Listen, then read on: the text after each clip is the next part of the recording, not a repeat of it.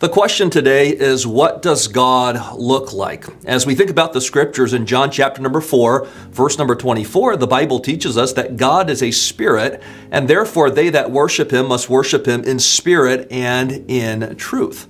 And so as we think about that truth that we find in the Bible, that God is a spirit, that means that God is immaterial, and that also God is incorporeal, meaning that he does not have a physical body or material parts.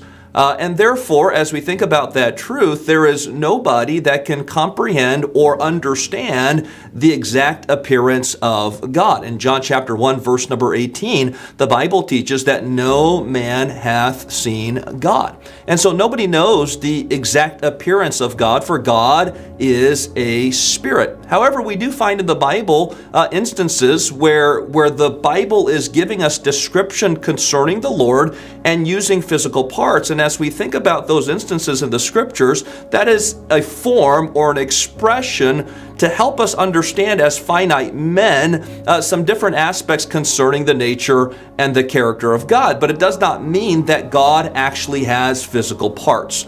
We think about in Genesis chapter number 1, the Bible teaches us that we were made in the image of God, that we were made in his likeness.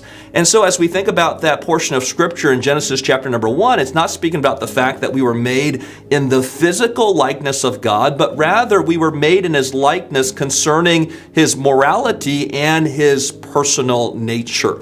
And so it speaks about the fact that we were made with self-consciousness, that we are self-aware of our identity. We were made with intellect. We have the ability to reason and to think and to design. We were made with volition, a will, and a desire to make decisions. And we were made with an emotion, the capacity to appreciate and to have feelings. And so as we think about this question, what does God look like? The answer to that question is nobody knows. Nobody has seen God, but at the same time, God is a spirit, and therefore nobody can know the exact appearance of God.